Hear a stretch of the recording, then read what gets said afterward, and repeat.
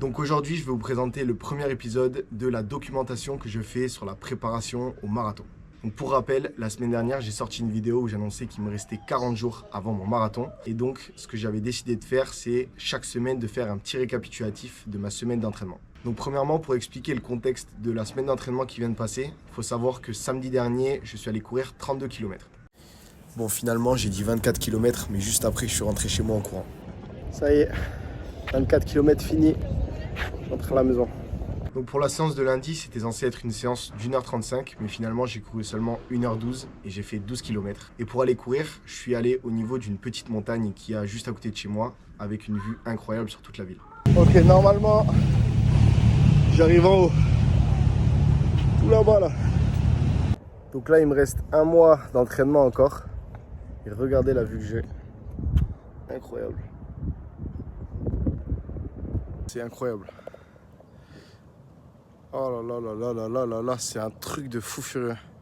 Donc au niveau du ressenti sur cette séance, j'ai pas mal souffert parce que du coup le samedi d'avant, comme je vous l'ai dit, j'avais déjà couru 32 km et mon corps n'avait pas encore eu le temps de récupérer. Donc pour la journée du lundi et pour l'introduction, c'est fini. Maintenant, je vous laisse avec l'extrait de la journée de mercredi. À l'heure où je vous tourne cet extrait, on est du coup mercredi. Il est à peu près 21h30. J'ai le plat qui est juste devant moi. Et normalement, aujourd'hui, j'étais censé aller courir 5 km. Mais le problème, c'est qu'aujourd'hui, il a plu.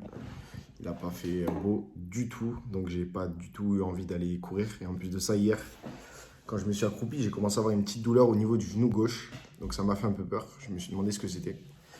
Donc aujourd'hui, je suis content, ça va un peu mieux. Mais du coup, en termes d'entraînement, ce que je vais faire aujourd'hui, ça va être du renforcement bas du corps. Donc je vais faire les ischios, quadris. Ensuite, je vais faire les mollets et les muscles intrinsèques du pied. Et les mollets, je vais les travailler puisque c'est important pour prévenir les périostites.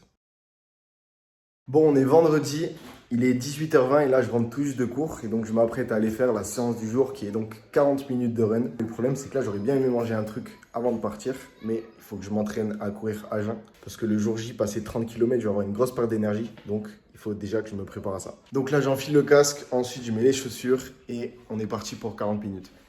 Donc maintenant pour la journée de vendredi, la séance elle a été un petit peu traître parce que c'était censé être seulement 40 minutes. Mais finalement, ça a été la séance la plus dure de la semaine. Donc ce qui s'est passé, c'est que dans ma tête, pour seulement 40 minutes de run, j'avais pas forcément besoin de plus m'échauffer que ça. Donc après avoir fait seulement 2 à 3 minutes d'échauffement, je me suis mis à courir et au bout du deuxième kilomètre, j'ai commencé à avoir des douleurs au niveau de la cheville droite et des périostites des deux côtés. Donc malgré les douleurs, je voulais pas m'arrêter pour pas casser le rythme de la séance, mais après 20 minutes, ça devenait trop contraignant, donc je me suis quand même arrêté pour finalement reprendre la course avec un changement de cadence et finir finalement sans trop de douleur.